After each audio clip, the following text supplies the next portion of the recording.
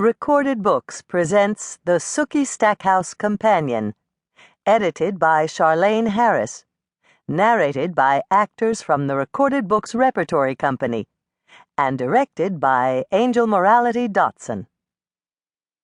This book begins with a preface by Charlaine Harris, The World of Sookie Stackhouse, narrated by Laurie Birmingham.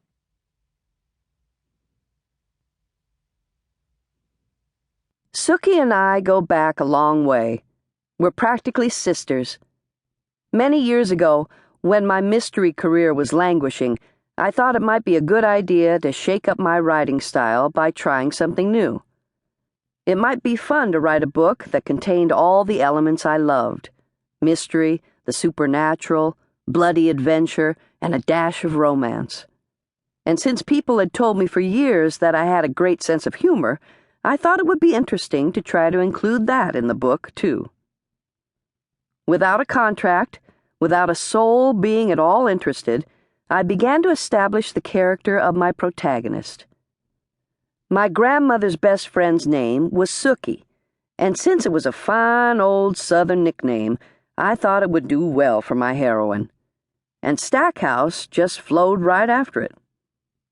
I wanted to write from the point of view of a human, not a vampire or other soup. And since I have to live with Sookie, I wanted to make her as interesting as I possibly could. I decided she would date a vampire, as the entree into a completely different world, and I had to establish a reason for sensible Sookie to do such a crazy thing. After a long thinking session, I came up with telepathy, which I wouldn't wish on my worst enemy.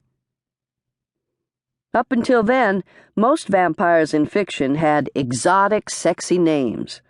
My vampire, I decided, would be named Bill.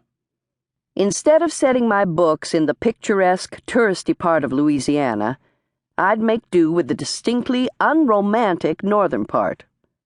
Instead of being angsty brooders, my vampires would be trying their hardest to be in the forefront of business. They'd be hard workers, and they'd have their own internal system of checks and balances. I finished Dead Until Dark and turned it into my agent, the great Joshua Bilmus. It took Joshua a long time to warm up to the Sookie verse, but he dutifully did his best to sell my favorite book. After 2 years of rejections, Dead Until Dark seemed likely to live up to its acronym. Then a young editor at Ace, John Morgan, now at DC Comics, decided to take a chance, and his boss, Ginger Buchanan, my present editor, okayed the deal. We've never looked back. Readers seem to want more details of the Sookie verse, and the website, CharlaineHarris.com, has always bubbled and seethed with questions. How do you make Caroline Bellefleur's chocolate cake? What about that pesky fairy genealogy? What book contains the famous shower scene?